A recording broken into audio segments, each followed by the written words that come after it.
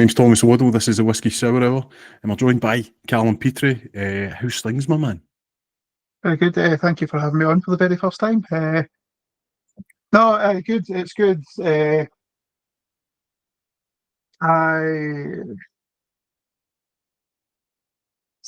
just blanked there. Sorry. That's been a great show, guys. Thanks for that one. How's things been? What's been happening? Have you been up to much? Sorry, just everything fired into my brain at one time there. Yeah. So probably the most recent thing I did was the 24-hour charity stream. How'd that one go? And we raised £1,200, and if you include gift aid, it was £1,480. So just shy of £1,500, £1,500 for 4 of us not sleeping for 24 hours and playing video games. So it's outstanding. It's amazing. That's amazing, man. Amazing. Was it Warhammer, Warcraft? What was it you were playing again? Total War, Warhammer 3. Nice. It rolls off the tongue. I'd usually just call it Total Warhammer. Did they call it that? Because that seems like a pretty gimmick. It was a totally missed marketing opportunity. 100%. I've left it too late now to go back and do that. But no, that's amazing. That's something you've done. As far as I can think, it's at least 10 years. Is that right? Not 10. Probably about 7. Is it 7? 7. I had the Just Giving page up before I started, and I think we switched to Just Giving probably about the 3rd year we did it. And the Just Giving page is reading at £4,126 raised for Macmillan overall over the 5 years that we've done it through Just Giving. No, that's amazing. And then the fact is that, I mean, that's a huge amount for this one here. So it's only getting bigger, which is always good. I take it you've already got next year's kind of in the kind of pipeline. Is that? But we kind of finish every year by going, and we're not doing that again. And then about a week later, we've got the group chat, and it's just, so we're doing this again next year. So, like, if we're probably going to keep doing it as long as we can raise money for it, because it all goes to a really, really good cause. Nice. So just thank you for everybody that donates to us every year, because you are the reason that we do it.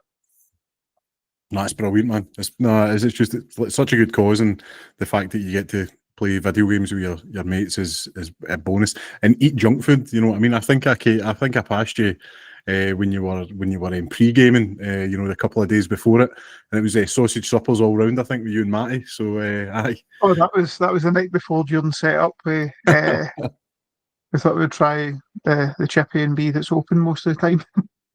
Aye. I think my dog was quite interested in what was in the bag, so aye, it was. It must have went down really well. Outside of that, have you been doing much gaming yourself? As I say, like I've kind of taken a step back from writing for websites and stuff just now. So, gaming for myself, I've been playing Avowed. I managed to actually complete Avowed, which I was quite happy with. Really enjoyed it. I think the more I kind of stuck with it, the better it became. But I look at all my friends' list, and it was like last played 6 months ago, and everybody kind of gave up after the first month of it being released. I stuck with it. Happy. I've been playing a little bit of Hollow Knight Silksong.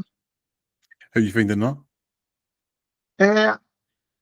Enjoyable, but it just really put me in the mood to go back and play Hollow Knight, which is a bit of a shame considering that it was so long in the pipeline. It's still a fantastic game, but there's just something a bit more rustic about the original. Yeah, I mean, it was one of those ones. You would always see it like at conferences. It would be teased, but it seemed to be like years and years in the making and that. But the good thing is, I think it seems to have lived up to the kind of lofty expectations that came with the first one. So the fact that it's went down well, like, if it's making you pine for the older game, listen, the older game it's considered one of the best ever made, I would imagine. So it's not a bad thing, really. How's the kind of, did the character play much different? Because I think you'd said to me you play as a boss character or the second boss of the game. So I believe it was the second boss of the game. It plays very kind of similar kind of movement wise, very Metroidvania, but your kind of movements are a bit different. Where you don't just get like a regular jump down attack. Like I don't know if did you ever see Shovel Knight when you could do like the pogo and you Yeah, just yeah. pogo in the shovel? It's like Scrooge McDuck in the DuckTales. I know, DuckTales, for the Yeah. NES. Aye. So in Silk Song, the character doesn't do that. They kind of do like a diagonal jump down. So that's a little bit of a learning curve to make sure that you're actually accounting for that distance when you're uh, doing that moveset.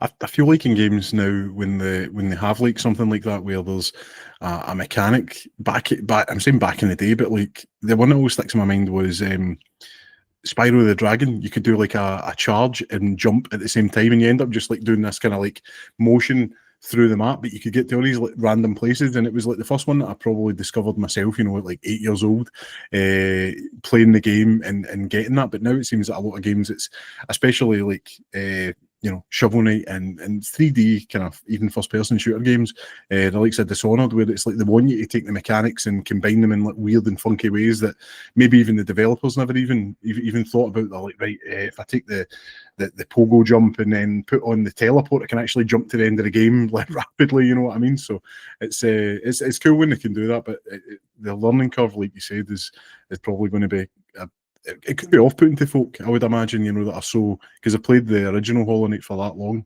It must be kind of difficult to unlearn, the movement controls anyway. Have you been playing much yourself? Or has it just been move? Well, the sound might be a bit different just because the office took a wee bit longer to set up than normal. But gaming wise, probably no, really. I think played a bit of Hades when it came back to Game Pass. Really, like one of my favourites. I've finished. I've done like 2 runs. I think, like, which is like because you have to basically escape Hades. You fight Hades at the end of it, and then a little bit of the story's given to you, and then you go back to the beginning and you do it again. But the gameplay in that is so good that you don't mind doing it. But I'm no good enough that I could get through a run in a single go. So sometimes you're picking up all these random boons, which are like bonuses you get, and by the end of the game you have loads, or the gods are helping you. And by the end of the game, I'm like, these are terrible. I'm never going to escape this, and it's the same. But the fact that I go back and play it is just testament to how much fun it is, because I'm somebody who will play like a single player, like say even like Mass Effect, and I'll play it once and I'm like, right, that's my story. I know I can go back and play like in 10 different ways and get 6 different endings, but I'm like, no, I'm happy with that. So the fact I'm going back and playing that's really good. Other than that, Frostpunk 2 came out in consoles, was out a year ago on computers, PC. It's different, but I was worried because it's so different. The game was very like granular detail. You could almost get down to know the individual people. The game now is like the tutorial city is bigger than the ending city in the first one, if that makes sense. It's like on such a massive scale, and there's such a again learning curve with the new mechanics that I was like, oh, this is daunting. So I mean, you could probably play it for 2 hours and maybe only move like 5 days in it, because you're just trying to kind of build this city and make sure nobody's dying. But it's one of those games where you get to the point you have to accept you're going to fail, and that's just part of the game. Once you get over that, it's okay. And Alan Wake, obviously, it was in sale, so I know you're a big proponent, especially the second one. I think we all played Alan Wake 1 at the same time, and when it came out back in 2010, which is disgusting. And I'm playing through the first one. Spooky game, spooky season.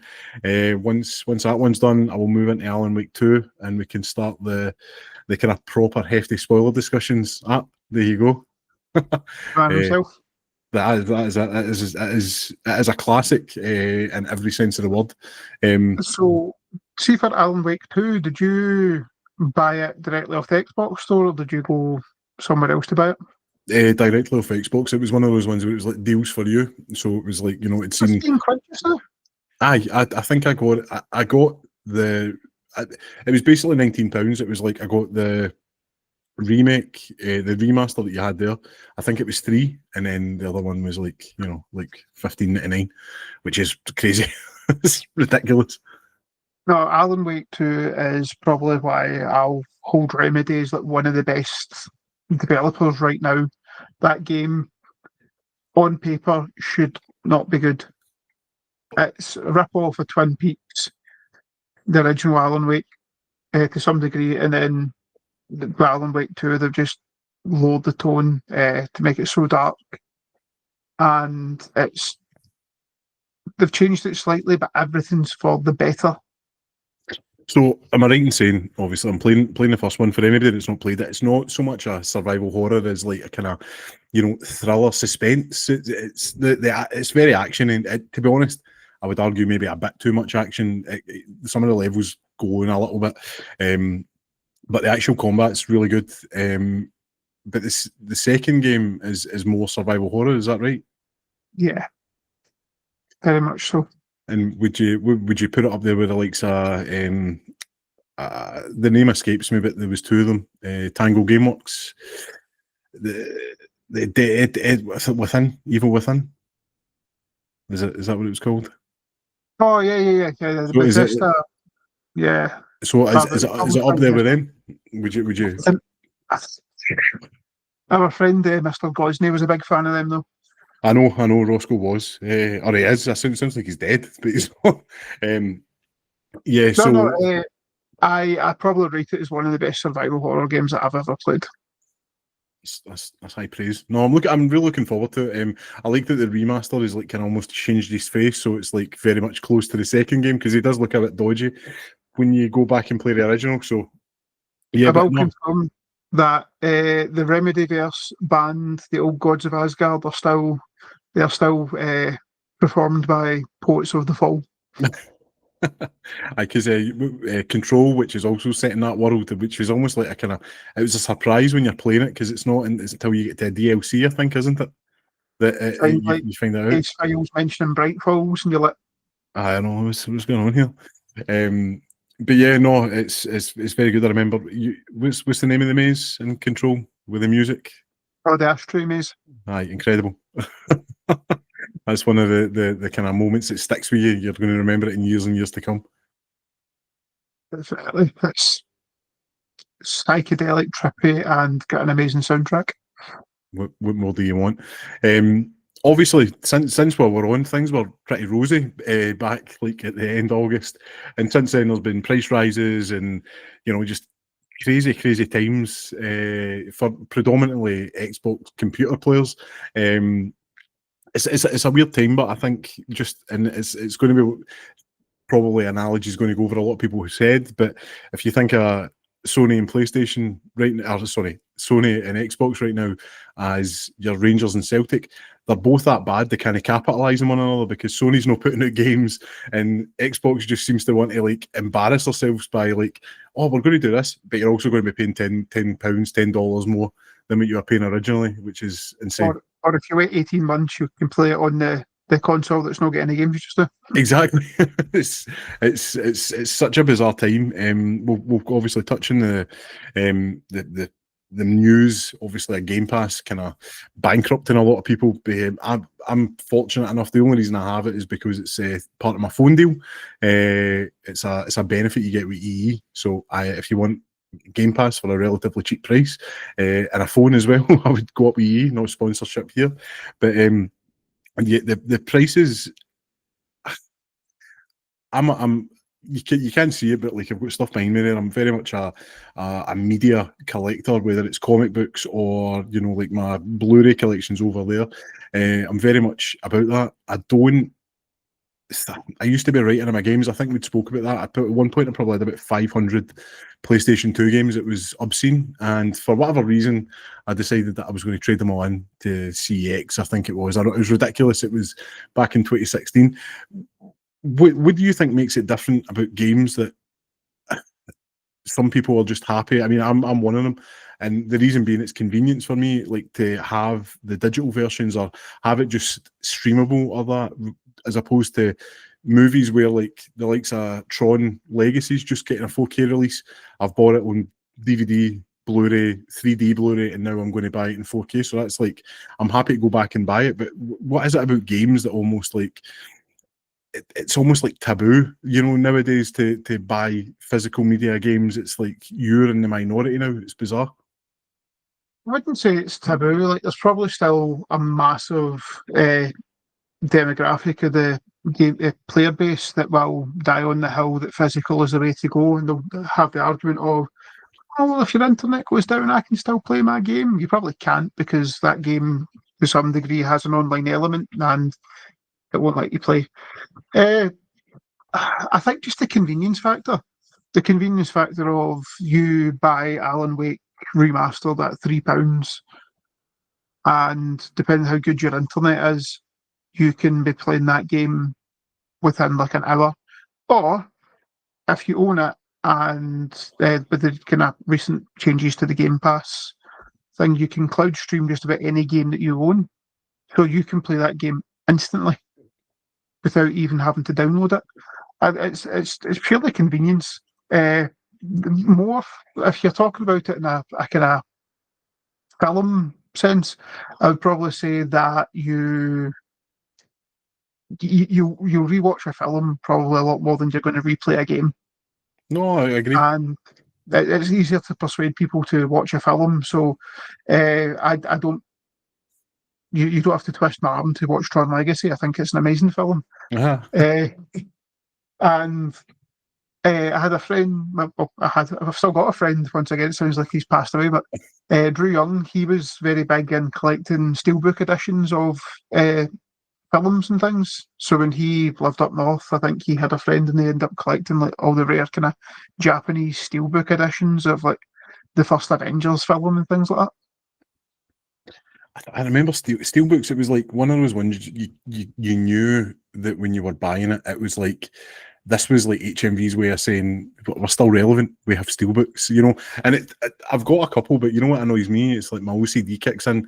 It's not uniform with the rest of my Blu-rays now. It sticks out a mile away, And it's just me. And if you put two steelbooks together, they kind of scrape a little bit, and you're just like, oh, I'm not liking that. I've got a few. I've got because it was at a point you could.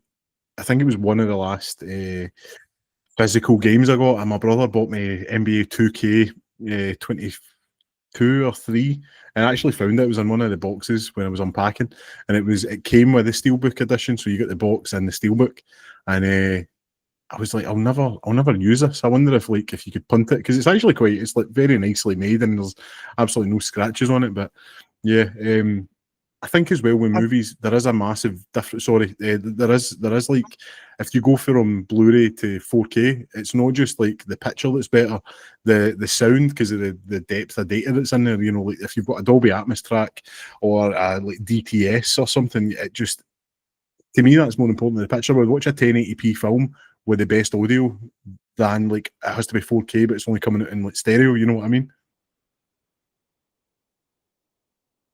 So, a question for you: do you keep the kind of cardboard sleeves on your DVDs and Blu-rays and things, or do they have to come off so they're all matching with the rest of the? No. I would say I'm just actually looking now. I can see some that have them on, some that don't. I would prefer them to be on.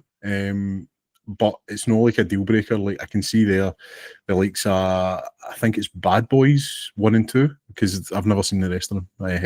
But I can see them, and they're fine. But no, it's just something about the steelbooks. They look a wee bit different as well. They're a bit more square, and it's just it's not my favourite. Not my favourite kind of bit. But I looked up Madune 2 still on its cardboard sleeve.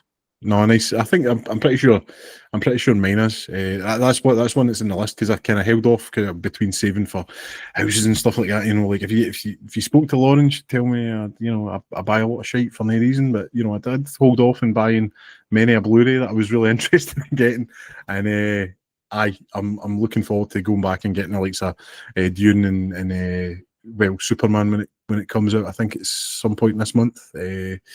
And obviously, like I said, Tron and Tron Legacy are coming out, so it's a pretty good time. We're eating good, and then Christopher Nolan next year. That's exciting. You know what I mean? So it's a good time. Odyssey, yeah. No Assassin's Creed, just Odyssey. I'm like once that sponsorship money comes in, then you can start buying all that back catalogue of Blu-rays and stuff. Aye, I know. That's it. Yeah, just we'll keep it in the down low for now. But yeah, no, I definitely think convenience is probably the biggest thing for me, when it comes to having Game Pass. And for a time there, and I would argue that £30. Well, actually, I was trying to look up, but you've already looked up. What is the price of Game Pass in the UK? So Xbox and the ever streamlining have made things once again more complicated. So there's three kind of tiers of Game Pass. You get Essential, Premium, and Ultimate. So do you want me to rattle off what you get with each one? Please do. Essential, $6.99 a month, so not breaking the bank. You get access to 50 plus games on Xbox console, PC, and supported devices. You can stream games, including selected games that you already own. So cloud streaming is now available for it's Essential, depending on what games it is. You get multiplayer, and that's the main things. You go into Premium, which jumps up to $10.99 a month, and you get 200 plus games in the catalogue for down for play. New Xbox published games join library within 12 months of launch, so you're losing that day one exclusivity, yeah. But day one on Game Pass kind of chat, yeah. Mm-hmm. And stream games with shorter wait times, including your own selected games. And then you go up to Ultimate. And Ultimate, 400 plus game catalogue to choose from, new games. So everything will come day one to Ultimate. And that's £22.99 a month, so £23 a month. This includes EA Play and Ubisoft Plus Classics, Fortnite Crew coming in November. Or Fortnite Crew is. Whatever that is. Streams games that are best quality with the shortest wait times, including selected games that you own. So yeah, you can pay the £23 a month. Like, I'm still going to keep my Game Pass Ultimate subscription. I still get a lot of value out of Game Pass Ultimate. I've managed to play South of Midnight, Avowed, Pillars of Eternity, Silk Song. Like, those games alone probably would have cost me well over £100. But if you do the Microsoft Rewards, then you can actually just cash in the points that you earn every month to keep your Game Pass Ultimate going. So you'll never pay for 1 month. If you're religious to it and you stick and you earn the points every day, you could easily pay for your own Game Pass subscription through searches and playing games. My concern was that the goodwill was there. Like, Xbox somehow had managed to create this image of them being the underdogs when they're a $1 trillion company, and it was crazy. It was almost like it was too good to be true. And then the prices have started going up gradually, and it's not just the prices going up. The thing that really sticks in my craw a little bit is you used to get a discount on games on Game Pass, or was it DLC? And that's been taken away now, and now you get like more reward points, I believe. Yeah. So if you were enjoying something, like Forza Horizon was always one I would buy it religiously. I think I'd bought everyone up until the last one, 5 there, just because it got to the point where like I'd moved away from, if it was like £10, I would maybe pick it up just so I've got it, because it will eventually die because of the licensing fees on songs. That they always remove them. You can still play them if you have the physical edition, or you buy it, but you lose access to it. And when you come to the DLC for it, you got a wee discount, and you were like, well, I've no spent money on this game, so I don't mind giving them, like, for the season pass or whatever you want to call it. Say it was like £25 and you get your wee discount, your 10%. Like, it was nice, but now taking that away, I don't know, just kind of you're really losing that much just to keep that kind of goodwill, because you had fostered so much goodwill with the value you were getting for your games. So it's I agree, it's still a really good price, especially this month. You're getting, I believe, Keepers just came out. You've got I was going to Ninja say Gaiden released today. Ninja. Is it? I always say Gaiden. No, Gaiden. Gaiden probably. Aye. No, I don't know. I'm just it's cum si cum sa or tomato. But yeah, so I've just loaded up the PC Game Pass app while we're doing this, and I clicked on Ninja Gaiden, the new Ninja game. I clicked on that, and you're right. It doesn't give me the options for discount. It just says buy straight £60. yeah, so like that being gone, I think it's a really big issue. As I say, everybody these days, everything's more expensive, and it's just part and parcel of it. And gaming for me it's not even. It's like it's a way of relax. It's almost like a hobby. It's like you pick up a book. I've got books and that out now. I'm able to sit and actually get back to reading just because you get a bit of space to do it. And I feel like it's a really good value for families. Maybe that don't have enough money to be buying brand new games all the time. And I don't know. I just feel like it's the lowest common denominators of people that are getting attacked the most with these. It's just disappointing to see. Listen, I'm no under any illusion that big business is out to make money, but for a little while there, I think Microsoft was making you feel like, you know what, I'm probably putting in less and getting more out. Now I feel like it's getting to the point where it's like starting to be like, unless you're playing one of these new games that are coming out, and no everyone is for everybody, it's getting to the point where I think I could see a lot of people, maybe cancelling that. As I say, I'm quite fortunate. It's baked in with my phone deal, but the £23 a month, you could be getting yourself a little something nice with it, maybe a couple of pints in town, or a pizza or something, So it's just one of those ones. It's getting to the point now where it's weird, and like I say, the football analogy maybe didn't work, but Sony should really be capitalising on this. And I'm being ignorant here, but I don't even remember. I mean, Ghosts of Yoti seem to have came and went. I don't know what their next big game is, I'll be honest. I don't either. I think that was the big game of the year for them. I think it released with the kind of consensus of gameplay slightly better, story not as good as the Tsushima. I think it was what it done? It done a Fable. It went from sand and sword sorcery kind of fun to bringing gunplay in. I think if you just set it at the same time and swords and bows and arrows, you would have been over the moon with that. As much as I like Fable 2, I felt it lost a bit of the charm when it moved up to the kind of industrial, kind of steampunk age that Albion was going through. And just for seeing that, I think there's like a 400-year difference. In this one, I think it went from was it 12 or 1300s to was it 1700s or something? I don't really follow the game, but I'll take your word for it. No, it's just it's went to the point where Assassin's Creed done it to an extent as well, with like some of the guns, but the way they done it was quite good because it was like muskets where like swords were still the kind of way forward, and I'm sure like Yoti is something similar to that, but it lost the kind of samurai fantasy, with me. And it's nothing. I've seen people online being ridiculous, saying like, "Oh, because it's a woman." It's like, mate, like, how many folk do you know played as Lara Croft back in the day? And it wasn't just because she had polygonal. You know what I'm saying? It was she was just it was a cool character. So it's like the rule of cool, man. It's like Mirror's Edge. You played as a woman. Who cares? It's a good game. You can't say that about PlayStation, considering what it was a game Stellar Blade, and then how many people played Nier Automata. Like, it's ridiculous. It's crazy people still have that.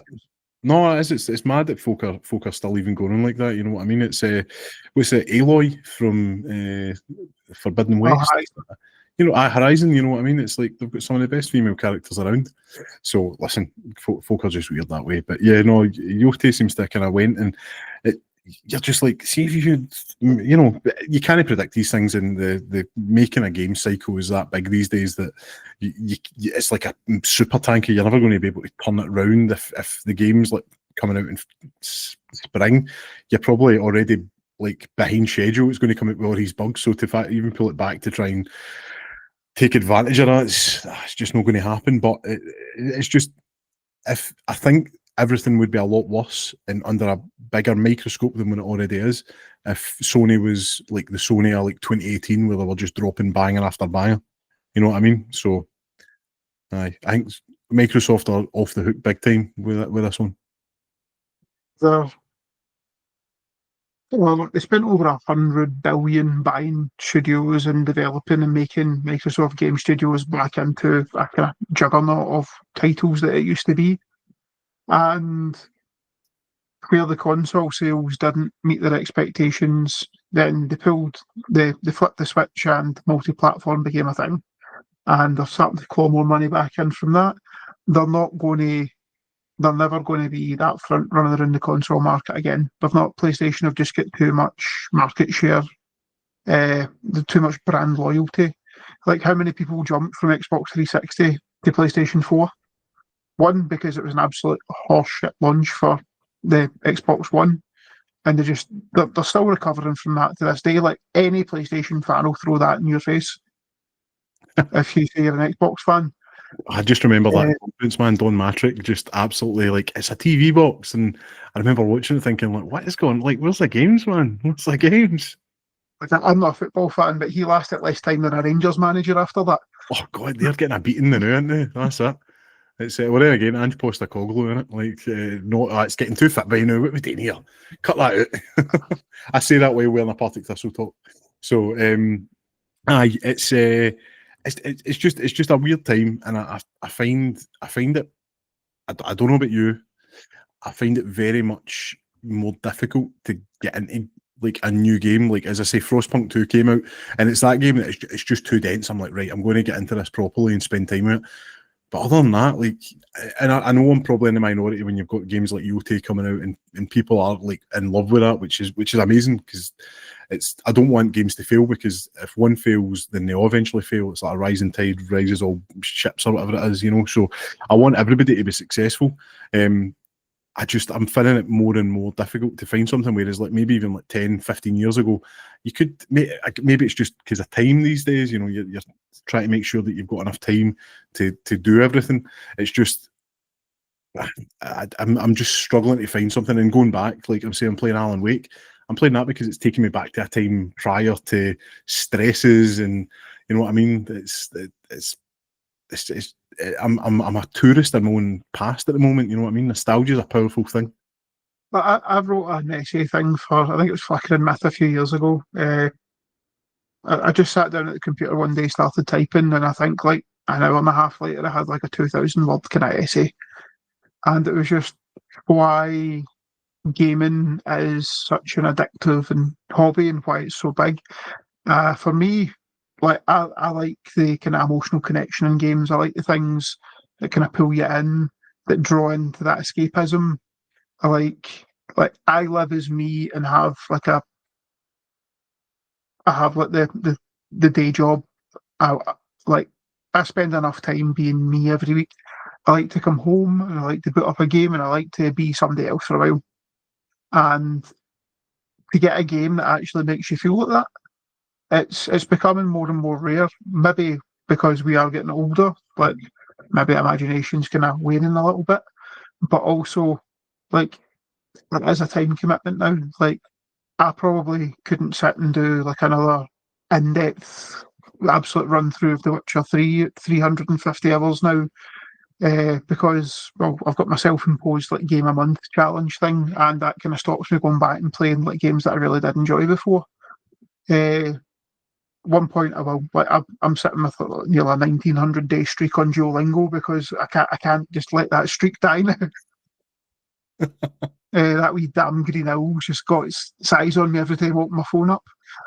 But the escapism, the emotional connection, like definitely, that's what I've always enjoyed about video games. And when I look at everybody else who's kind of maybe moved up and on from games, and like I was speaking to my wife's cousin's husband, whatever connection you want to call that, but I don't know, cousin-in-law.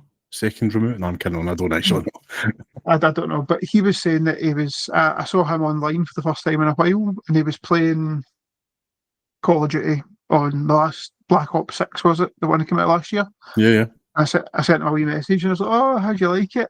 And he was like, "I'm absolutely terrible. Like, I think I might hang on for Fable, and then I think that's me done with gaming." And I was like, I know people get to a certain age and like they can't like hack flying and stuff anymore. And you're like, "Oh, this is my last big holiday." Like, you can't just like. I find it so bizarre when folk can just like, "Oh, I'm going to drop gaming," like, because gaming's such a big part of who I am. Like, I kind of tried to make a career out of it by going to college and stuff, and then that didn't work out for reasons. And then like the journalism thing, like just suffering from burnout. But like that's the time that people dedicate to like football is the kind of passion and stuff I can dedicate to gaming, because Yeah. I can support the industry. I can hold my own in a conversation about that. I don't want to preach and I don't want to like throw information down. I'll happily have a discussion, but I won't like lecture people on it. No, listen, that's what it's about. I think growing up in that, there was always that tribalism where you would, because not everybody was fortunate enough to be able to get everything. So you were like Sega or Nintendo back in the day, and then it was PlayStation, Xbox, GameCube, and that kind of tribalism is only exacerbated online, because you'll have people who would never say any of these words to you in person, but like start rattling off things, and you're just like, guys, calm down, man. Nobody cares that much. And it's bizarre. I think I'm probably just a wee bit jaded, and I think the industry's kind of moved on from what we enjoy. It's like you're going to get your AAA single player masterpieces and your 300-hour RPGs that are going to come every so often. Whereas I think we were spoiled, where Bethesda and BioWare especially were firing on all cylinders, and you were getting a Dragon Age, even Dragon Age 2, which at the time you were like, this is a disappointment, is much better than a lot of the tripe that comes out these days. I have yet to play I was going to say Dreadwolf, but it's not called that anymore, is it? It's called something else. Veilguard? Veilguard. Like, I don't know. I don't know what's going on with that. Dragon Age is like one of my favourites, especially the first one. Speaking of Ross Gosney, that was like his kind of identity back in the day. Like, that was him. Ross Gosney sold me his original copy of Dragon Age Origins because he thought it was crap. And then it kind of picked up traction and more people started talking about it. So I ended up buying it again and giving it a shot. And yes, it became his identity. Mate, I don't know how many times like we would sit in the Caledonian Inn, RIP. That is dead. And then we would just like, oh, by the way, like I was in the deep roads by the way, and I ran it there. You know what I mean? It's like, oh, it's unbelievably good. And it just gradually got worse and worse. And I remember playing, I think, with Inquisition, which was the one for like 10 years ago, and I was almost like trying to convince myself it was good. I was like, no, I'm actually really enjoying this. And I was like, no, I'm no. It's fine, but it's I just did no. spend some time with it, and I did enjoy it. Like, I enjoyed it. It was not better than anything that came before it, and it's probably not better than anything like any other games that came after it. It was like It was like yeah, it was like a solid 7 out of 10. You know what I mean? And that's fine. When did 7 start being a bad number? Oh, I know. Like, if 5 is the middle, like that's even with film ratings. See if something's like below an 8, it's automatically horseshit. When did that become a thing? I think it was just it's a sensationalism of like reviews nowadays. Like people look for Rotten Tomatoes, and it gets if it's anything under a 90%, they're like, fucking shite or that. You know what I mean? It's you like what you like, right? So we'd mentioned Tron and Tron Legacy earlier on. I think you saw Ares, haven't you? I think I saw it before you. You did see it before me. I saw it last Thursday, and my mate Jamie and I went and saw it, and he was like, I've been on Reddit, and it's getting crucified, and I'd found this picture and it was the Rotten Tomato scores for the previous two films. Now, I think Tron Legacy is a modern masterpiece, and I would die in that hill. It got 56 out of 100. You know what I mean? It's ridiculous. Tron, the original for 1980, gets 60 out of 100, and I think actually Ares is like at 58. I think out of 100. Don't get me wrong; it's no doing great at the box office and that, but that movie is absolutely watchable. And I, at the time, I would, as I say, I would give Legacy a 9 just because I love it that much, and I just think it's perfect. Ares, I would give a solid 7, and I don't think there's nothing wrong with that. It's just it's just good. Like there's nothing more you can say about it. I would watch it again. I probably will buy it when it comes out in 4K. Really enjoyed it.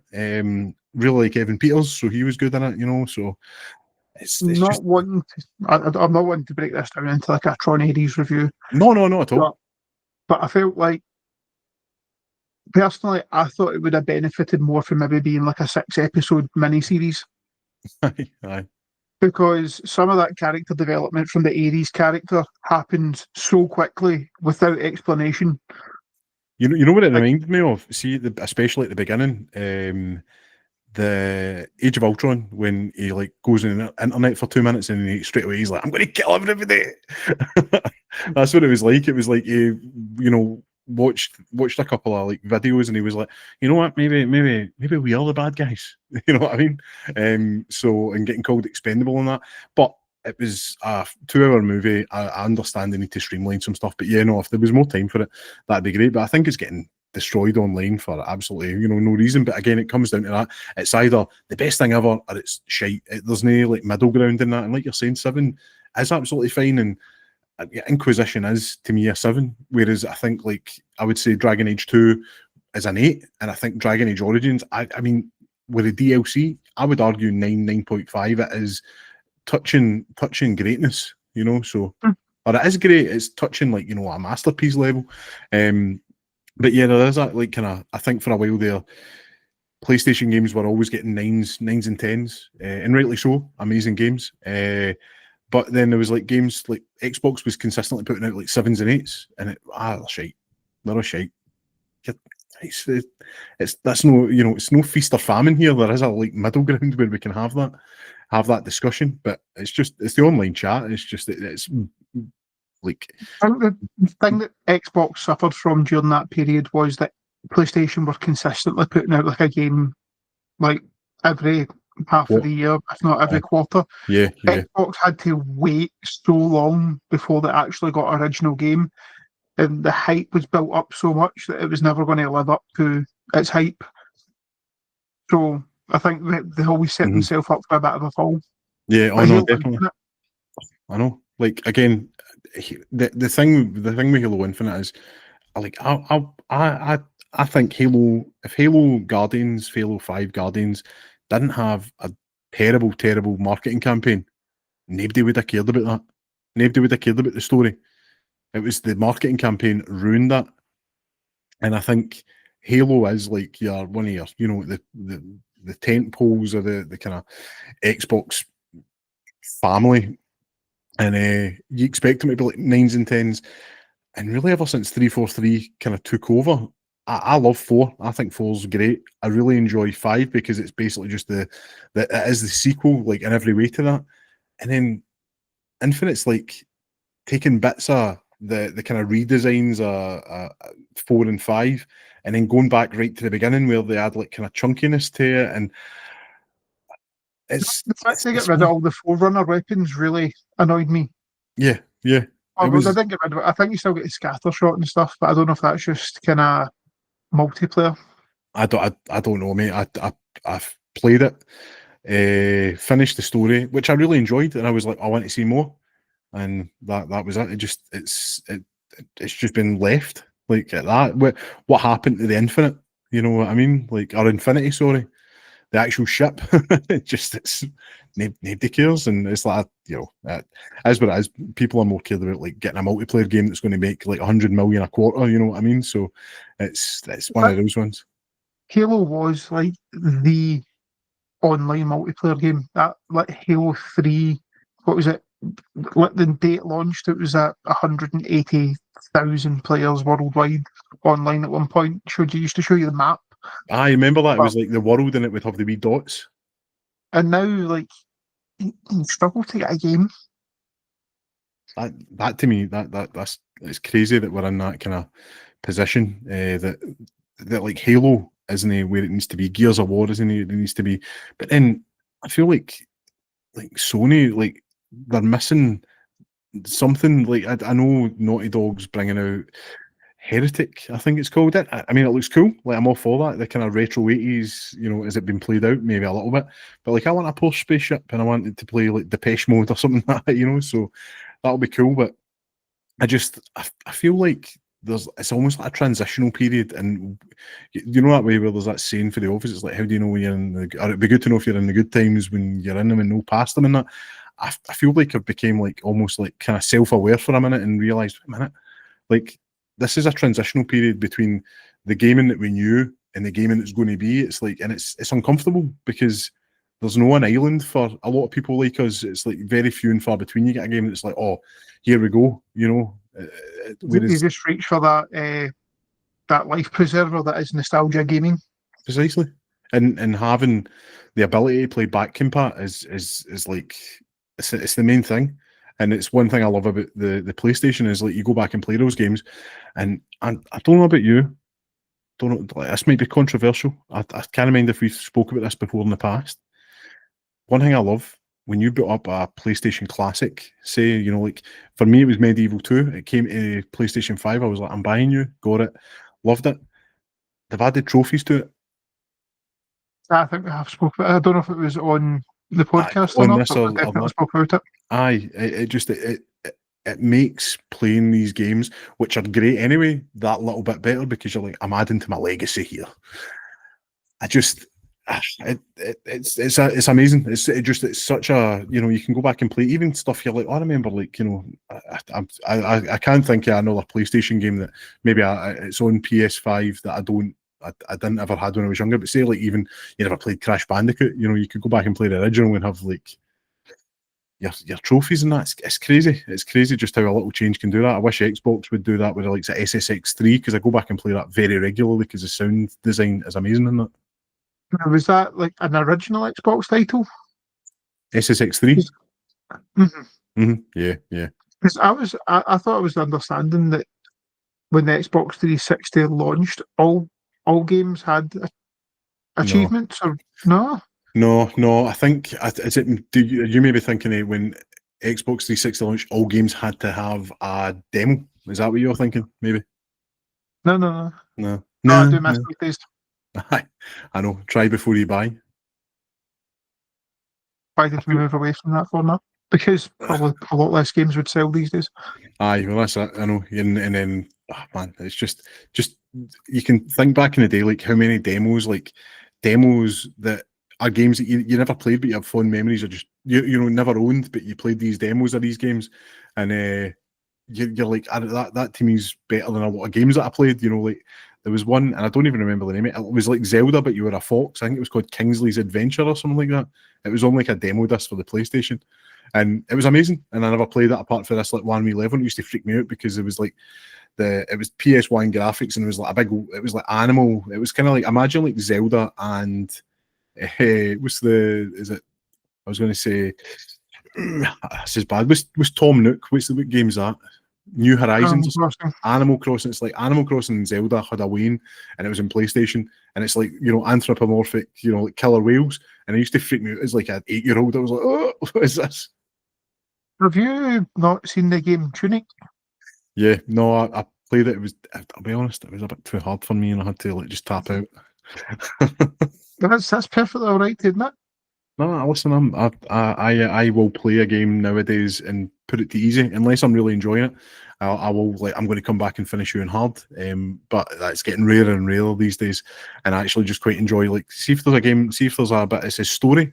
Mate, you are correct. I will be hitting that and then just enjoying the story mode in that. So it annoys me when something like Hades or Frostpunk comes out and it's like brutal, and it's probably not even that hard. It's just that I'm so like unskilled these days because I've de-skilled myself playing games on like baby simple, so That is what it is. Play for what level you enjoy it at.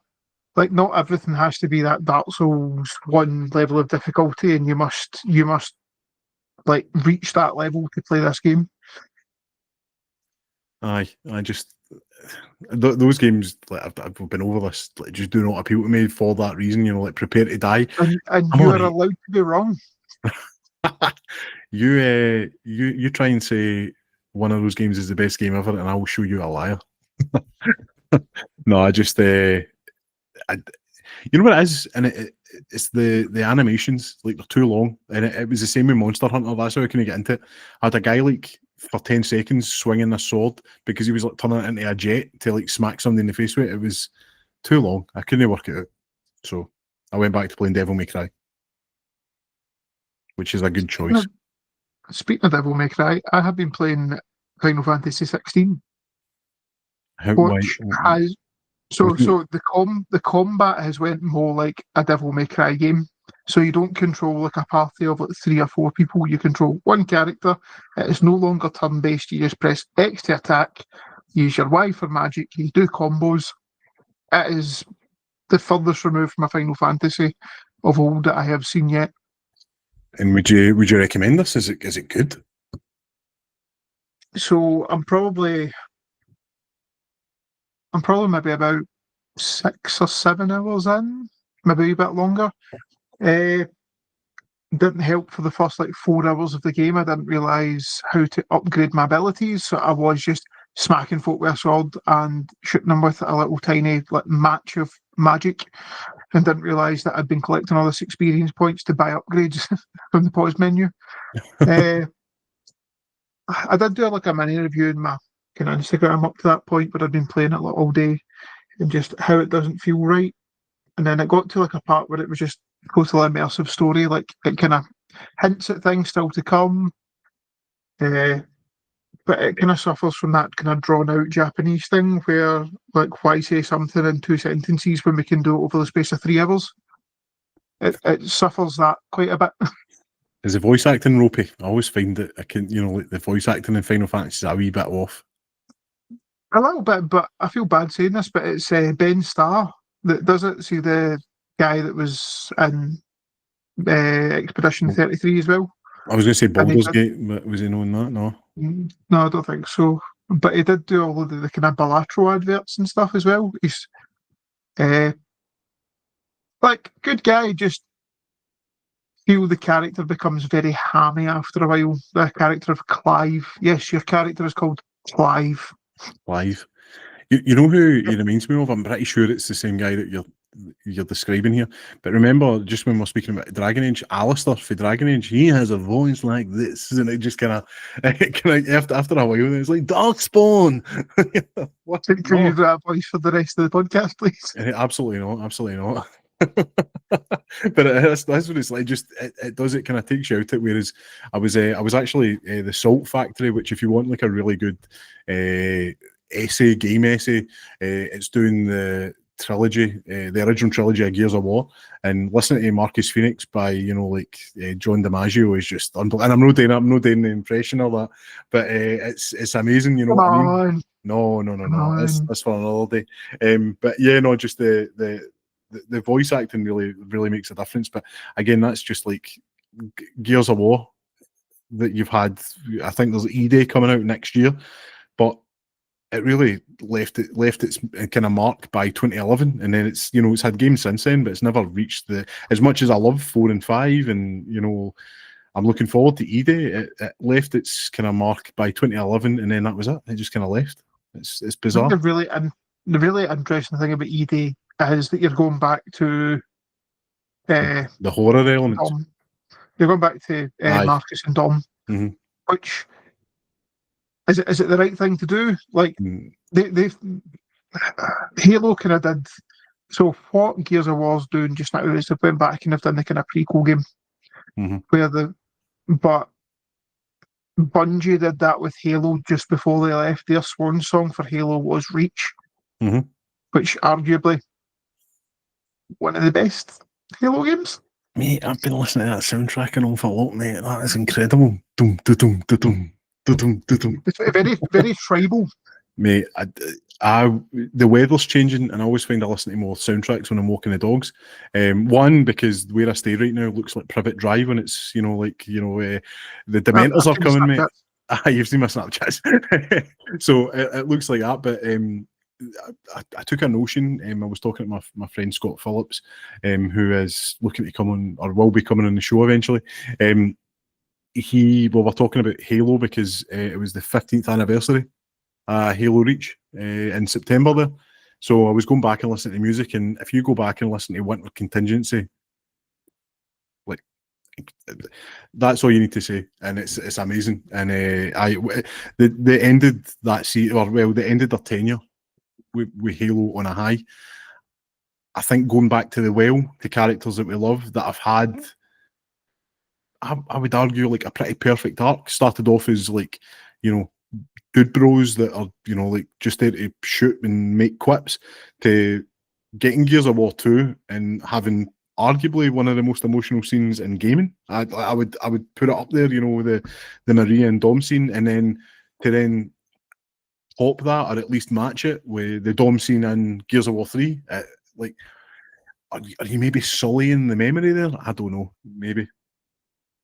It seems like a very interesting part of the lore to go back and hell for, because people won't go into the deep dive and they won't go into the history of like that world building. So this is a chance for to kind of reintroduce people that they maybe didn't know that part of the story. But Dom and Marcus had the time. Like, don't get me wrong, like I could be sitting here in like a year, I could be eating my word, going, "Oh my god, that's the best Gears of War yet." No, listen, I agree. I actually really think the writing in Gears of War is like absolutely slept on. I think some of the character choices, especially in the fifth game with JD, who is Marcus's son in the games that it's played him, he makes some like really bad decisions right at the beginning of the game, and I would argue they made the wrong decision in changing the playable character to Kat, because I think she's quite boring. You could argue JD was boring because he was very much like, it came out at the same time, and I think it was IGN. Boo! Imagine saying that. They made the kind of comparison to Gears of War 4 being like Star Wars: The Force Awakens. It was very much a rehash of the original game, but it was the right thing to get people back into it, and I think that was a great launching point. I love 5, but I think because they changed the focus from JD and the kind of Phoenix family to Kat Diaz, it took a bit of a hit. But the characters always made like really mad decisions. I think it was a bit weird to leave the cliffhanger of the game that's probably never going to get resolved as a choice. Like, it should have just been like, this is what happens. It's how do you resolve that now? And then we're going back to a really interesting part of the kind of lore there. Before obviously the Pendulum Wars, which was like humans and humans, or after the Pendulum Wars, we're recovering for that, and then E-Day happens with Emergence Day. So I'll be there day one. I'm complaining, but I'll be there day one. There's no two ways about it. As long as you've got an EE phone, you'll be there day one. Unless EE go bust, I will be there day one. But yeah, so no, it's been a kind of rough time, and after all this chat, if you were to go online and look at the kind of comments about Xbox, you would probably see a lot of people saying that's the console race. Just before we came on, I was just having a quick glance at the news. Xbox have came out and says the next console is going to be ultra premium, and there's sources saying it's going to cost upwards of £900 to £1,000. What? They've already announced that the next one's going to have like Steam integration. It's basically going to be a PC. I'm off. Listen, I'm all for that, but the thing is, Pricing yourself at the market. I think for me personally, right, I think the Series X and the PlayStation Pro, I've not got the new one, but you know what I mean, like the kind of pro version of these games, because Xbox Series X is a juggernaut for the price. At the time when I paid it, I know it's went up in price, which is crazy. I'm happy to do that. I'm no somebody that wants to be as much as I've got a computer. It's no something I'm going to be like, oh, I'm going to put a new graphics card and all that kind of stuff. It doesn't do it for me. I want to just be able to let me buy the box, and let me play games for like 7 years, and then I'll think about doing it. You know, upgrading for there. I don't know, like, I love the idea of what Xbox is doing and bringing in Steam, because then that's just cool. I don't know who's buying that, because I don't think I am, and that's crazy. That is crazy. I don't know about you, like £1,000. Yeah, right. I'm sitting using my new laptop to speak to you. See all the games that I've been playing on Game Pass and stuff recently, and like I bought Final Fantasy 16 with reward points, and that was a play anywhere. Like it runs better on my laptop than it does on the Xbox itself. But that's because it did come from what it was optimized for PC before it was optimized for Xbox. But all the games that I'm playing on Xbox, I can play on my PC just now as well. So, like, why would I get the console that does the thing that my laptop's already doing? I know as well. Yeah. I just it's bizarre, because I think PCs, it's one thing. Like, I'm sitting at a table now, I've got my computer in front of me. If I wanted to play RTS, this is probably the way to do it. I know I was talking about saying Frostpunk on my TV. I find that quite relaxing. I think it's really well optimized for controllers. But there's some games where you're just like, you know what, this would be better with mouse and keyboard. I don't see myself ever sitting in the lounge, you know, with mouse and keyboard. And it's, again, we go back to that price. £1,000 is insane for a console to jump as high up. I mean, I think when Xbox came out, the Series X and the PlayStation 5, you were looking about like 550. I think some went as high as 600. Now we're jumping nearly £400. It's wild to me that we're even having that conversation. Is that to make up for the lack of sales? It's like for every 3 we sell, we've sold like 1 extra. You know what I mean? It's crazy. I'm not sure. I think the same thing that's going to happen, by the way, Frostpunk 2 Console Edition does support keyboard and mouse. Oh yeah, man. I may need to take this downstairs then. What was I saying there? Sorry. So we're talking about like Xbox and the prices and like kind of pricing itself out the market. But all that has to do is, like, if they announce that that's happening, all PlayStation have to do, they don't even have to show any specs. They just come out and go £450 console, and they just have to walk off the stage. It's happened before. Happened with the Dreamcast and the GameCube, I think. Yeah. Like, what people will listen to the price before they listen to the specs. No, definitely. I think even if they came and said it's £750, I think that's a hard sell, especially the market right now. It's and it'll, let's be honest, it's not going to have a disk drive. So No. You know what we're doing here. It's if it was me, I would make it a bit cheaper. It doesn't have to be as powerful as whatever they're trying to make it. Add a disk drive to it, but make sure it's like one that's like good, and put it to like aim it towards media collectors. I think that's if you're, it's like that's like the kind of criteria. It's like your Criterion Collection folk that are going to want this. It's like it's not going to be like your kids for Christmas. It's going to be it's going to be somebody different. You know what I mean? It's just weird. I can't believe we're even having this conversation. It's like it's always going to be there, though. Hopefully they kind of wake up and realise. But say that like, is this going to be the premium top end edition? Is this going to be like the equivalent of the current Series X, and you're going to get a Series S?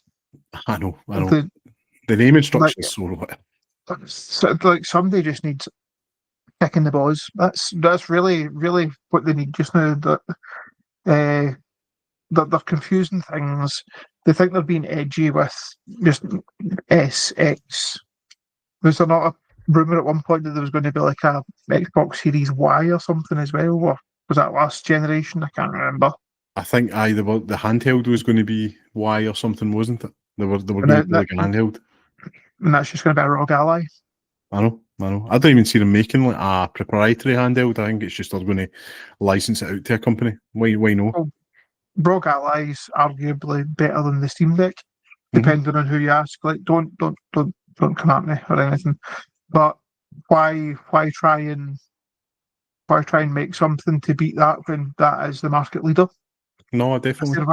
they're willing to go into a partnership and can have sales just by shoving an Xbox button on their existing console, then why not? Exactly. No. I can appreciate that more than the fact that, I mean, I just kind of get over the price. And saying that though, the Rogue Ally's £1,000, but Xbox have come and said, "Well, that's not us. That's Asus that have made up the prices. That's not us." That's It's crazy. about like it's a £400 edition and an £800 edition. So I'm going off the American prices when I say 1,000, but yeah, like $1,000. But yeah, it's like I think it's the Rogue Ally, and then there's a Rogue Ally X. Is that right? So The stupid adding a letter on. names. I always wanted them to. I thought they would go, because the naming structure's always been wrong. Just go. It's just the Xbox or Xbox. That's it. Just call it that, and then you can elaborate all you want after that. Just do like what the iPhone did. Just go back to that. Like, you've done one, day 2, day 3, day 4. They're going to be like, "Oh, you copied Sony like for a month," and then nobody's going to care. I've got the new Xbox 3. You know what I mean? Like, I'll do something. You know what I mean? Ever since I've done 360, it's like, where do you go for it? And don't say 720, because we all looked at the videos in 2008 where you're like, "Wow." Jesus. I feel like we've been a wee bit down and bitter in this episode. Oh no, I don't think so. I think we're being realistic, and I think it's reflecting the market at the moment, because I do think that there is a lot of negativity there, but rightly so, because they're just out grabbing cash left, right, and centre when they're cash rich. Thing is, like, so why you've got a podcast, you've got an audience, like, what do people think about this? Like, it's fair enough us to sit and talk about it, putting the world to rights, but what do other people think? Like, you can always come back on at a later date and answer those questions. Like, what's your thoughts on this, that, and the other? No, listen, we to be honest, I get a lot of people coming up to us and saying that, so I'll rather than comment. So I'm happy to take note anybody that brings them up, and we can discuss that at a later date, just because we're getting to the point of the year where you're on and out, and then I think maybe in like next Saturday is the 1st of November, which is wild. The Game Awards will be coming. Your best mate Jeff Keighley will be doing all that, so that'll be fun. It's funny you mention that, because before we started, I said, "Can I blindside you with something?" Oh, right. Oh, here we go. Yes. So you never told me, because I didn't want to get like, I didn't want to be pre-warned. I wanted to just be caught cold. So what is the big thing about the Game Awards? What is the Game Awards? What is the big thing about it? Yeah. What does everybody look forward to? What, it's the trailers? I'm up for that. Or the Game of the Year? Yeah, right. So I put together I've looked through a few different websites, and I've got a short list here of the potential lineup for Game of the Year contenders. Nice one. Right, okay. Okay, so your thoughts.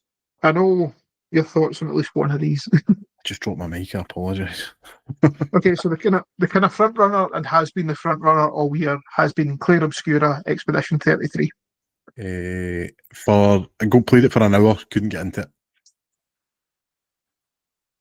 So from that, can you still appreciate?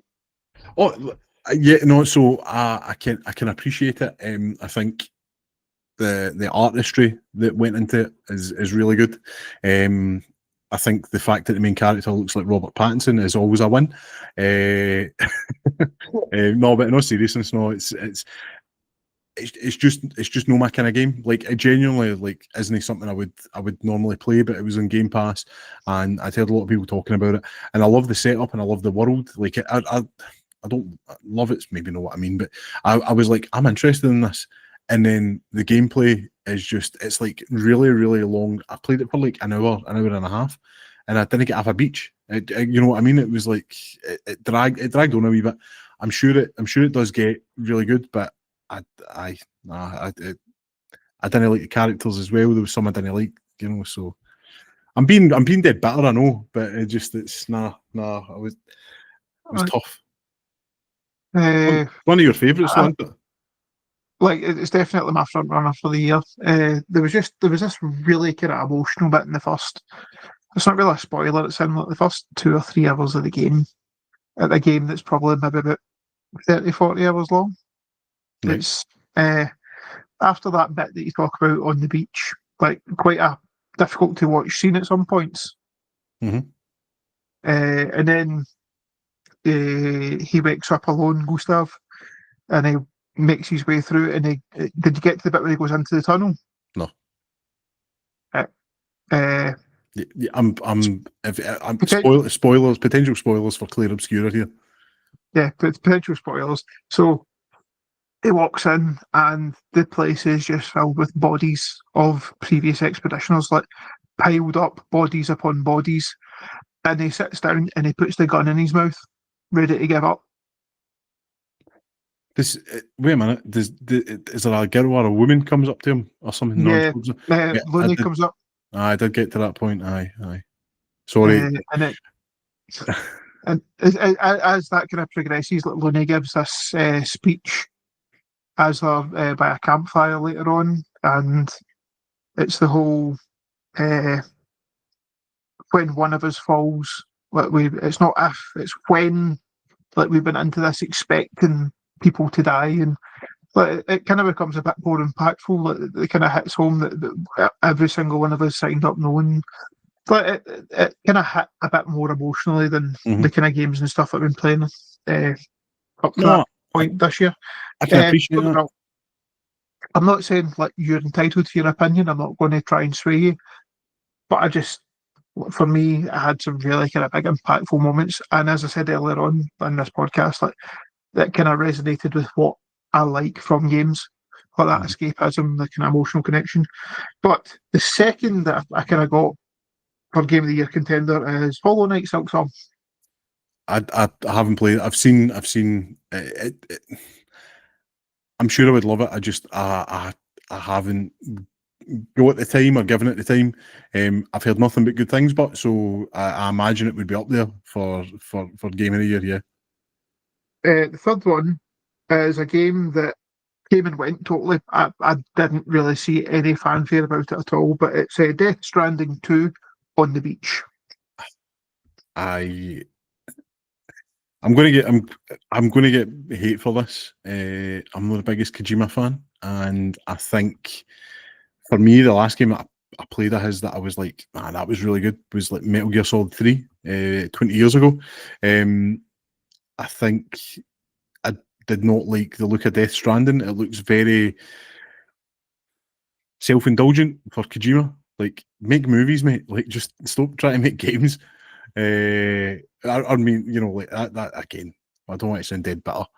I'm just, I 20, 25, 30, 40, 50 minutes, an hour cutscenes just do not do it for me. And it's very self-indulgent pish.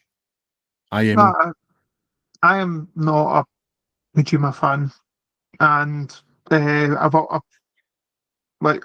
will get hate for this, but I always say he probably loves the smell of his own farts.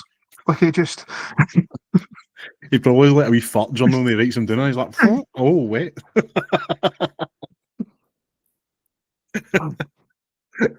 No, like, so I'm going to say, like, I can respect like the fact that he has that much sway, he has that much vision, he is a visionary. Does that vision resonate with me? It does not. No. His brain just works differently, and you can tell that with the control schemes in all his games. They just don't make sense to me. Aye. I mean, I remember Metal Gear Solid 2. I got it with, I don't know about you, right? My PlayStation had disc reader. Folk always going about the Red Ring of Death. I'll never had that happen once. But my PlayStation, I went through like 3 or 4 PlayStations because it said disc reader. You know, like it wouldn't read the disc properly. You had to keep putting it in and out constantly. And I remember getting a new PlayStation, like it got returned and I got a new one, and it is like kind of, you know, like extra. I get given Metal Gear Solid 2, and I must have been second year, so I'm talking like I must have been 9 or 10, and that was the coolest thing I'd ever seen. Like Metal Gear Solid 2 was like, this is amazing. I'll be honest with you, I was a wee shite bag when I was younger, so I never played Metal Gear Solid, the original one. So everything to this was like the most epic thing I've ever played. I played it recently, and I find it quite immature. Like it's like what a kind of teenager, you know, I was younger than that at the time, but what a teenager thinks is cool. Like I think Splinter Cell wipes the floor with it, with regards to like story and espionage. And it's a bit. It starts off really cool. Like I love the tanker episode is incredible. Like the 2 hours you play Snake in Metal Gear Solid 2, but I think it loses its way very quickly. And similar to what we were talking about Halo and Gears, that basically every game has been like a prequel, apart from like MGS4, which I might play because I've only ever played it once and I didn't like it on the PlayStation 3. But when that collection comes out, hopefully it's in that. I'd maybe go back and play that. But it's Metal Gear Solid it's been living in the past for far too long. So, as well. I feel like Death Stranding's just that kind of visionary brought over to another new IP. You can look at it and you can appreciate it, and you know the some of the characters are like photorealistic. I know people were trying to get around the kind of age verification, and like if you go on certain websites, the folk were using the because they didn't want to give their face, and they were using Norman Reedus' face because it was that realistic. The computers were getting tricked by it, which I think's crazy, you know. So I listen, I get it and I appreciate it, but I think it's not for me. But like looking at it, like I've heard nothing but good things and I've read nothing but good things. So game of the year potential.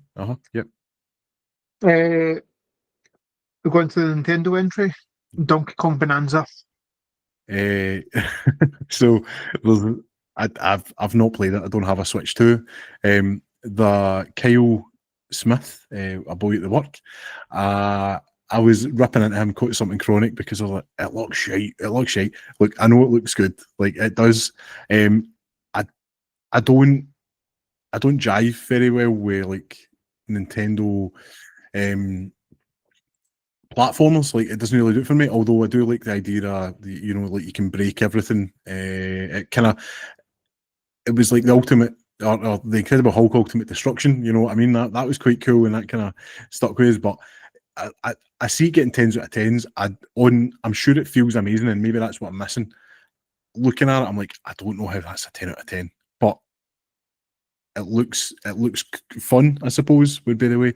But I'm also like, I don't know, I want something with a bit more meat in the bones than, you know, like a monkey. Plus, his redesign is pretty poor. I'm a rare kind of redesign kind of guy. I grew up with a kind of 3D Donkey Kong TV show, you know, it had like Run DMC and DK Donkey God, you know, like I grew up with that, so I get it. Like I see if it won Game of the Year, I wouldn't be surprised. The same way if Death Stranding won, wouldn't be surprised, and I'm not going to be angry. It's just not for me.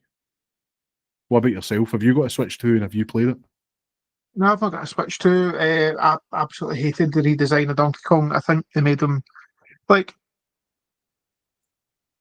So going back to that kind of rare design of him, where he had the kind of grown up, like whereas beside Diddy Kong, like he was definitely the adult out of the two. This new one definitely puts him in that kind of adolescence look, and it's playing up the kind of dumb DK, and I wasn't a fan of that. He almost like I think the redesign, the original redesign in the kind of 90s, it was very much like in the vein of like Sonic the Hedgehog. He had a bit of an attitude about him and was quite cool. I think that's something you could argue is like there's very few Nintendo characters that like have attitude and are cool. I think they've always got like a kind of cute charm to them. I don't think Donkey Kong needed that, and the redesign's not my favourite, but I get like the game. This folk are listening to this going, they are playing. I play, you know, little bit. Like the likes of next year, like their time will be taken off for GTA. So, it'll be fun to see kind of what happens. But yeah, no. If it won, I wouldn't be surprised. For me, the two big Nintendo IPs are Mario and Legend of Zelda. Mm-hmm. Like, if you're launching a console, you need to have one of those two. And they didn't have Switch launched with Mario Odyssey, mm-hmm. and the Switch went through 2 Zelda games. It had Breath of the Wild and Tears of the Kingdom. Mhm.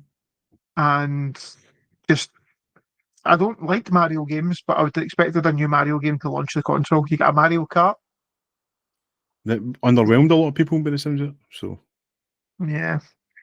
But next on the list I had was Split Fiction.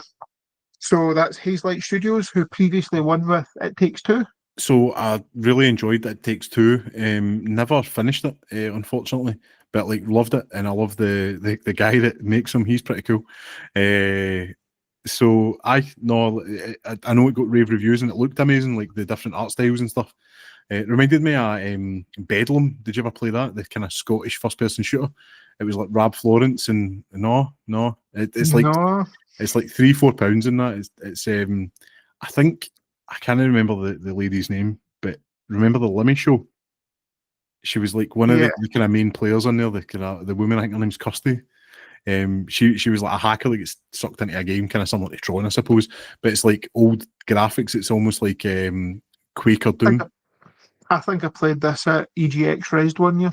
Oh, mate, it's so good, and it reminded me of Split Fiction because you're like running through like the Medal of Honor, for instance, but you've got like space weapons for Quake. You know what I mean? So it's quite cool. Plus the voices are good. Aye, that's it, just over the top, right to the end of the game. So I know, and the voice acting's really good, like because it's like Rab Florence and, as I say, Kirsty, and her name escapes me, but yeah, and it's like because obviously we're west of Scotland, you hear it, it's like it's good, you know. It's like he's like, I know you're a dafty, you know, that kind of stuff. So I really enjoyed it. I do, mate. I do, but no, Split Fiction, like out of all the games, surprisingly, in this list is the one that I'm like, yeah, you know what, that's the one I quite like that. I think this one could be a dark horse. Blue Prince. So I play. I think you'd played it, hadn't you? Is that right? Right. So you'd played it. You told me about it, and it was in Game Pass. I've then went and downloaded it, and I went in expecting one thing, and it was totally not what I expected. And I jumped onto something else really quickly, but it's one I want to go back to because I know there's so much under the surface, and I've just only scraped. Like I've not even took the top layer off. So yeah, no, definitely like that. That I can understand why that would be up there. Like it's a roguelike, but it's house flipper. Like it's just a bizarre concept. And the last one that I've got here, which I think is potentially one of the last big games to launch this year. Like, no offense, but just Ghost of Yotai did not appear on this list at all, but anywhere that I was looking. But the one I've got left is Hades 2. So I don't think it's on console yet, is it? It's not, but it's had its 1.0 release on Steam. Yeah. If it's anything like the first one, I think that's game of the year. Just off the way in which, I mean, I've played Hades. It's probably the longest time spent in a game, just because it's quite old as well. I've went back and played it. Like I kind of go through phases. I played it. I've never heard a repeated line, and that's the truth. So I can imagine that game adapts. I've never felt a game adapt to you as much as what that does. Like with something you do, you know what I mean? Like it's got lines for you dying in a specific way with a specific weapon with specific boons, which are your upgrades, and I've never seen a game react like that. It's insane. Then it would also be, oh, did you speak to Orpheus before he did that run? And then you come across like his love interest, like at the save game in the second part. Like, I would love to sit and look at like a Kismet design of like the dialogue tree. Yeah, it's just when he mentioned this, and then it goes branches into this, and then that branches into that. Like I would love to sit because not Hades very much. It's an easy to fall back into game because it's a simple game done very, very well. It's the same way actually. Super Giant, I think, is it makes that. The other games they've done, that I've played. I know Transistor's supposed to be really good. Don't think it ever came to Xbox, and I never had a PlayStation at the time. I've not. What's the sports one? There's one before Hades. I can't remember the name of it. It's There's like, Bastion. well, Bastion was like right at the beginning. I think Warner Brothers actually produced that. Bastion's incredible. Again, very simple. It has a roll button, which is your dodge in Hades, and then you have your weapon that you can upgrade to get something a bit different. And it's very much like you have like two weapons. That's it. Hades, you only have one, but you've got your attack and your special, and then you can get your I think it's Hephaestus hammers or something, and you can upgrade it, and it totally changes the way it plays. So instead of your, I like the gun. Instead of doing like a lob, it becomes a rocket launcher for your super, and then you can have it so it fires 3 times, and then if you talk to Zeus, you can get lightning. Honestly, it's so many layers upon layers. It is like the ultimate onion game. It's crazy. It's unbelievable. So yeah, Hades 2. I think that would be my choice. I'm going to stick with Claire Obscura. I wouldn't surprise me if they got that, just because the backstory, the actual making of that game's crazy.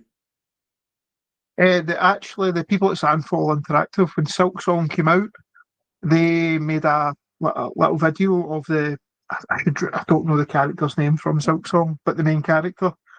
They did like a 3D rendering of like all her moves, and they released it as a kind of well done to Silk Song for its release.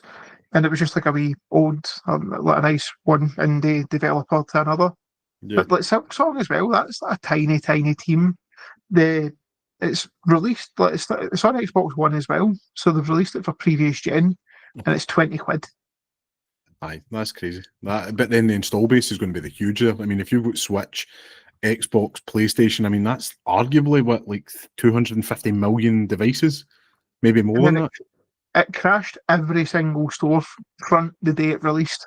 It crashed Steam, it crashed PSN, Switch, Nintendo, and Xbox. All that crashed when it launched. No. So if we get this right, I think we owe whoever the winner is a burger or something, shall we say? So if you're taking Claire Obscura, I would go with Hades 2. And then see if it is. And if it's neither, then nobody wins. So you buy your own lunch. Aye, that's it. But there's somebody you don't like. No. So listen, that's a cracking bunch of games. Some of them don't appeal to us. Some of them I don't have the console to play them. And some of them I just don't like because I like to wind folk up and like rage bait, so it's absolutely fine. But what's in the agenda for you then? Is there anything coming up later on in the year, or are you just kind of looking to wind things out? Any books, any readings? What are you doing with yourself? Oh, so I have been reading a series called Red Rising, and I'm just about to finish book 4. So I'm doing an audiobook because it's just easier for me to, if I'm going to the gym or if I'm like doing the dishes or housework or stuff, I can just fire the headphones on. Like I'm demolishing books via audiobook. So Red Rising's really good. I've been listening to a series called Dungeon Crawler Carol.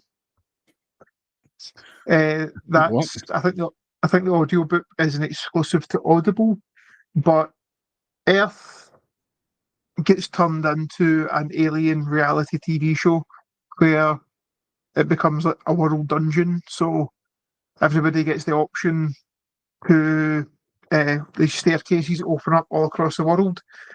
You go down and you enter the first floor, and there's like 10 million people enter, and it's a dungeon crawl. It becomes very gamified. Everybody ends up leveling up. You get stats. You work towards like your classes and stuff. It's but your main character Carol goes into the dungeon with his cat Princess Donut, and I demolished the first 3 books and had to take a break. Just I could easily keep going on, but I just didn't want to sicken myself of it. So is this just a book, or is this a comic, or is it? So I think there is graphic novels coming out, but this is a book series and audiobooks as well. That's very cool. Audiobooks are fantastic because the narrator's fantastic on it. Like you find it difficult to think that one person's doing the voices to all these different characters, and they're all very different. And I think the voice actor's Jeff Hayes, and the author of the book's Matt Dinnerman. So Dungeon Crawler Carol, highly recommend. Red Rising, very interesting, can be quite tragic sometimes. And I've went back and I've started reading some more graphic novels and stuff as well. Like I'm reading one called Die, that kids that group of teenagers go missing for 2 years when they went to play a D&D game, and then they just appear back out the blue. Nobody can ever find out what happened because the kids can't say what happened. And then I think one of them, their 40th birthday, like opens up but there's a D20 sitting there, and all of a sudden they're all back to where they were as teenagers, and it's just some absolutely post-apocalyptic hellscape of a D&D game that they're sucked into. It's like Jumanji and steroids, by the sounds of it. That's a perfect way to describe it. Oh no, listen, those are some good recommendations myself. I've really just been getting, like, similar to what you were saying there, kind of getting back into a bit of reading a bit of Cormac McCarthy. One of my favourites is obviously The Road. It's a bit too depressing, but I love it. But I'm reading Blood Meridian again, and because I've managed to get like all of my books out of storage, kind of graphic novels, comics and that, I've actually been rereading the Jeff Johns run on Green Lantern, in preparation for the Green Lantern TV show that's coming out in January, just because I've got literally probably about 25 books of that. And actually the Mighty Morphin Power Rangers by Boone Comics is like perfect. It's everything you want in kind of comics. And TV wise, I've been Brad Ingleby recently done a TV show called Task with Mark Ruffalo. Incredible. Like, I can't rave about it enough. But off the back of that, I done a bit of kind of looking in, and I forgot, like, I forgot, I never realised he'd done Mayor of Easttown, and I'm currently watching that now, and yeah, it's incredible. Like, I'm so glad I can binge this. As somebody that loves a week-to-week release, when you're into something, you actually want to kick down doors to get it in. So yeah, no, I'm really enjoying it. But you were moving there while I was talking, so what were you doing? I was going to ask, have you got like a book highlight of the year that you would give? Like, if somebody was sitting down going, I'll get some free time coming up. Well, funnily enough, you mentioned obviously audiobooks. We had Chris Black in the show, and he recently recorded the audiobook for Capel, which is on Spotify. So I would, like you're saying, sometimes sitting down and sometimes sitting down for people is like off-putting. So if you can be like doing the housework or going to the gym, driving, whatever you're doing, if you can listen to it, yeah, no. So Capel on Or walking the dogs. Or Walking the Dogs by Chris Black. When you're not listening to the Whisky Sour Hour. Well, exactly, like on top of that. After you've listened to this, go listen to that. Yeah, there's no. So no, that one was really cool, just because obviously the interaction that we had in the podcast. There is a comic book that I would recommend, and it's very old and probably hard to find, but it's and the Spectacular Spider-Man, and it's I'll need to go back and read it. I keep talking about it because I keep saying to Lauren, I was like, you don't read these, but you need to read this. And it's a short story. It's I'm sure it's called Gods and Monsters, and it's like there's like stories through each one, a collection of 5 short stories, shall we say. So one of them, it's from the point of view of a fella in a wheelchair who has cerebral palsy and is like basically got locked in syndrome, and his dad is struggling to deal with it, and it's him narrating it, and he's like, look, I know my dad's struggling here, but he tries his best, and he's like, when like nice days, he'll take him up to like the roof so he can see the city and stuff and that, and this guy will just be like watching the city go by, and he keeps getting visited by like Morbius the living vampire, and he's basically going to get turned into a vampire. He's like, I'll come back and get you, I think, basically is what he's saying. And Spider-Man shows up, and it's just like this amazingly well written, really short story.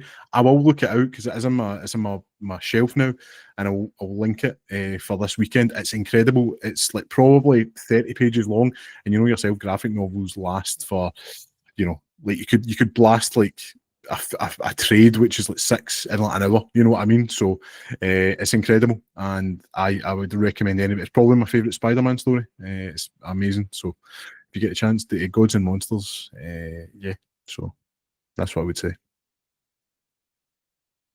Do you have any? Well, I'm glad you asked, because right here I have a copy of The Devils by Joe Abercrombie. See, for a second there, it blurred out as if it was like graphic. It's like, oh, it's boobies, get away. Devils by Joe Abercrombie. For anybody that's not read Joe Abercrombie before, he does dysfunctional characters so well. Everybody has this macho bravado kind of outlook, but you get their inner dialogue, and you just realise how screwed everybody actually is inside as well. Everybody's riddled with insecurities. So one of the other series of for Joe Abercrombie is known as The First Law.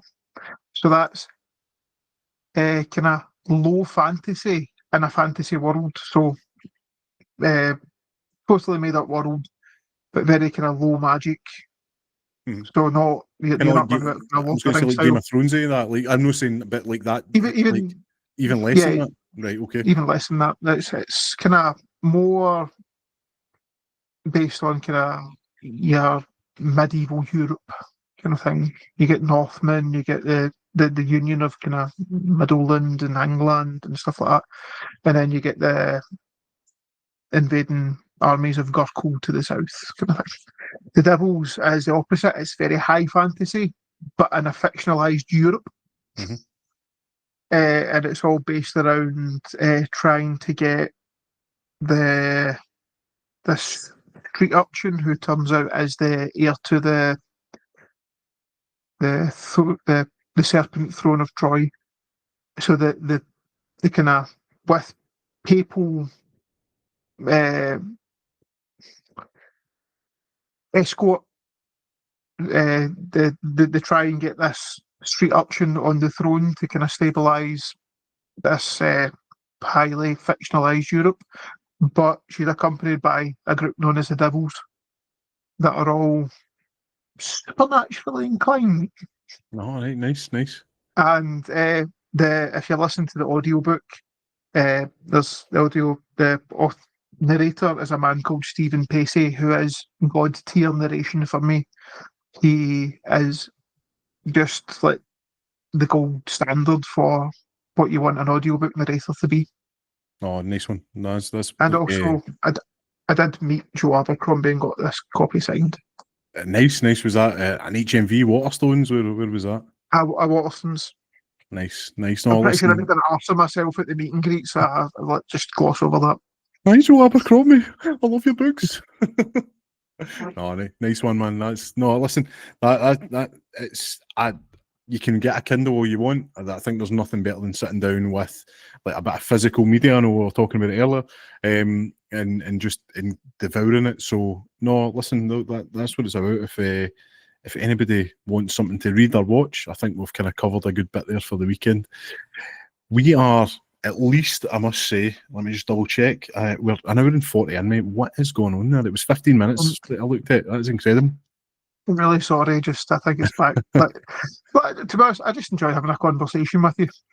That's what it's about, man. No, I love it, and that's what we're here for. And this is the first one, where I've been able to kind of relax for a while, because between like house moves and things not happening, we spoke about it. I just tried to get a couple out just to be consistent, because the best thing you can be is consistent and get it out, and that's what it was about. But didn't want to drop quality, so I was like, let's break out the Petrie-nator and we'll get this on. So. A nickname that has never been used and never will be again. Never. Nah, I'm putting that back in the Petrie-nator, the Petri dish. I don't know. But no, as always, mate. It's been a pleasure. And, thanks very much for coming on and gracing us with your presence. All right. Thank you very much for having me, Thomas. No bother. It's that time the show again, where if you want to get in contact, you can get in contact at thewhiskeysourhour.com. At contact at the Whisky Sour Hour is the best email to get us on. And if you want to get in touch through social medias, it's the Whisky Sour Hour at Facebook and Instagram. Best places to go, and the easiest way to get in contact, drop us a wee DM. Off the back of that, I've been Thomas Waddle. This was Kyle.